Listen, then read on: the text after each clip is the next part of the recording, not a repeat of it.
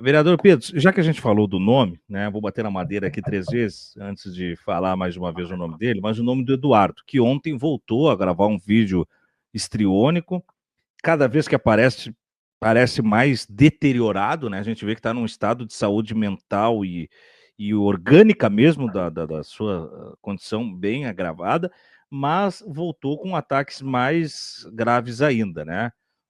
Ontem também, o perfil da Embaixada e dos Consulados dos Estados Unidos no Brasil postou o seguinte: Alexandre de Moraes é tóxico para todas as empresas legítimas de indivíduos que buscam acesso aos Estados Unidos e seus mercados. Nenhum tribunal estrangeiro pode anular as sanções impostas pelos Estados Unidos e proteger alguém das severas consequências de descumpri-las. E aí segue.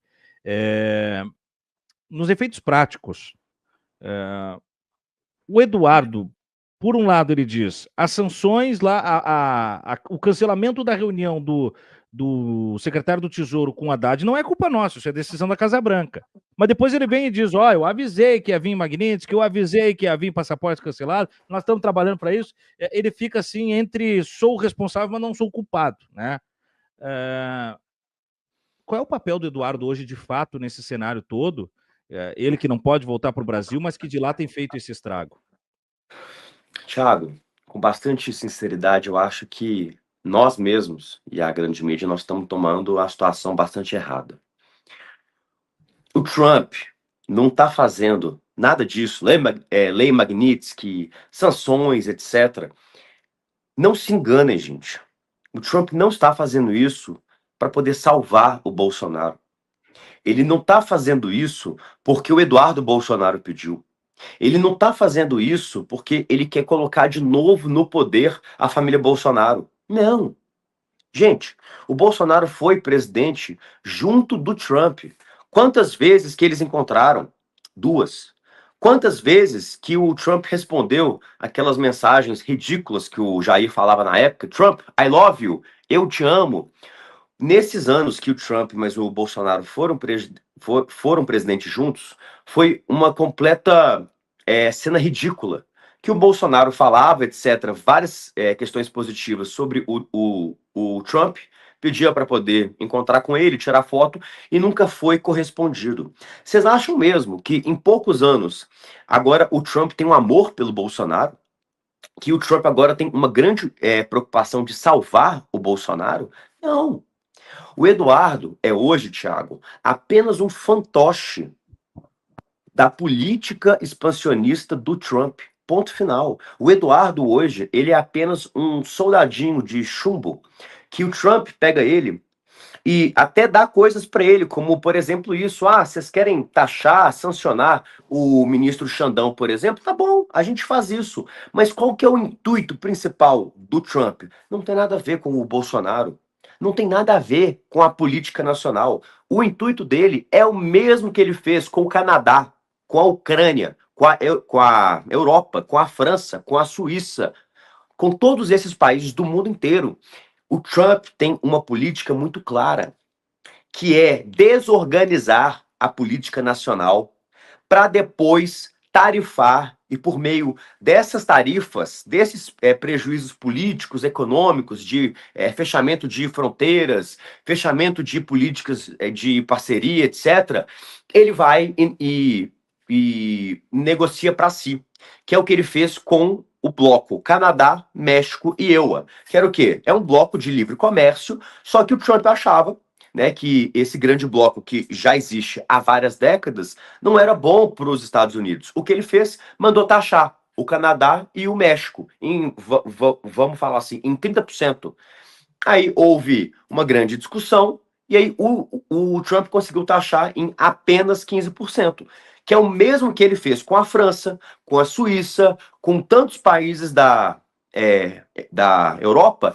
E agora, no mês retrasado, fez com a Ucrânia do Zelensky até algo muito mais grave. Falou assim: olha, Zelensky, eu só vou continuar mandando armas, apoio militar para você, se você liberar e der para os Estados Unidos todas as terras raras. da Ucrânia, que é as terras raras, para quem não sabe hoje, são aqueles minerais específicos para a construção de novas tecnologias e a baterias de lítio, etc, etc, etc, que nós estamos na corrida da nova revolução industrial, né? Então essas terras raras são muito importantes também. E o que isso tudo tem a ver com o Brasil? Que o Trump também faz a mesma coisa aqui. Aumenta as taxas, faz um grande tarifaço, para logo depois desestabilizar o nosso país, para a gente ter que negociar com ele. O que o Trump está muito interessado? Nas terras raras que o Brasil hoje, e principalmente Minas Gerais, meu estado, nós temos a maior reserva de terras raras do mundo. Segundo ponto, coisa que nunca saiu desse imaginário norte-americano, a questão da Amazônia. Os americanos querem tomar conta do território amazônico. Por quê? A gente não sabe ainda 100%. Outra questão também, petróleo.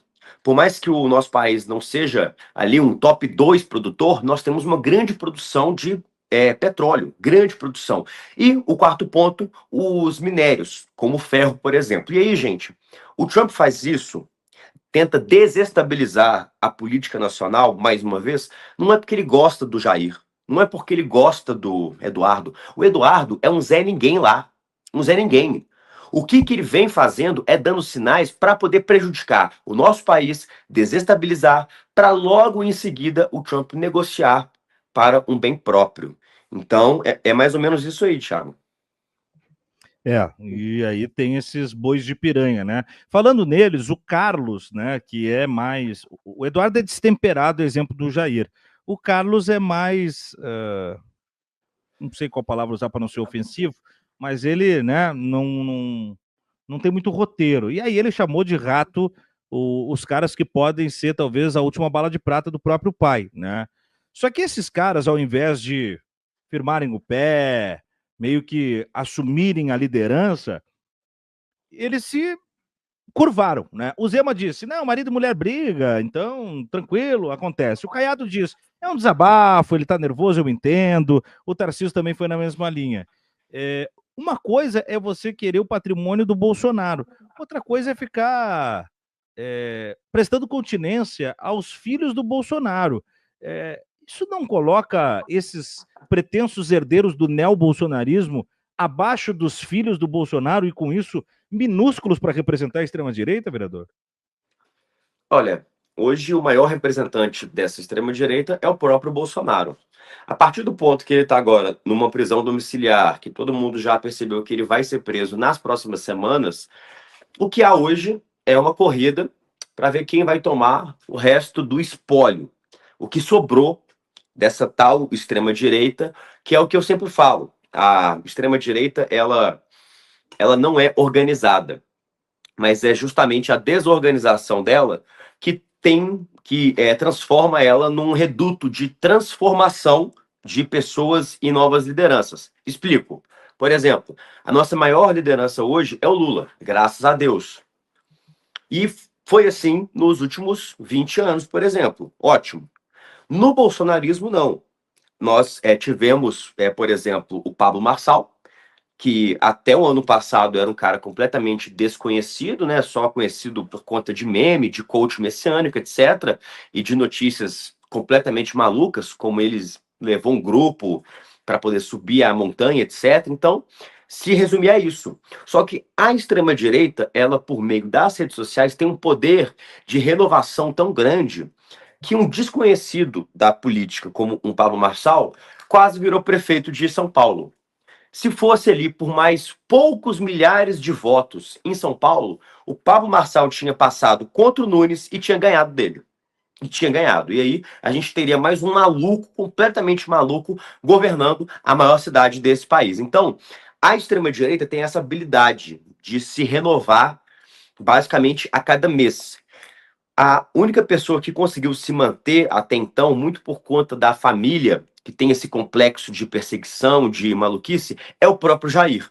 Só que a partir do ponto agora que todo mundo percebeu que o Jair já não tem mais tempo, não tem mais possibilidade, e que o Supremo e a Justiça brasileira não vão esperar algum tipo de intervenção americana, etc., que vão só condenar ele, agora nós temos uma corrida, não só presidencial, mas para poder ocupar esses espaços que o próprio Bolsonaro ocupa. Agora, um grande nome também, Thiago, que inclusive os próprios bolsonaristas já perceberam que é o maior rato desse país, é o Nicolas Ferreira. O Nicolas Ferreira, inclusive, ele está caladinho, já tem semanas, sabe? Em que ele só fala Verdade. sobre Lula, diversos temas, mas não faz uma defesa do Bolsonaro, não faz uma defesa do Eduardo, que está lá nos Estados Unidos. E a direita percebeu já isso. Opa, peraí, nós estamos aqui defendendo o Jair, o chefão, o Eduardo está lá em sacrifício, etc.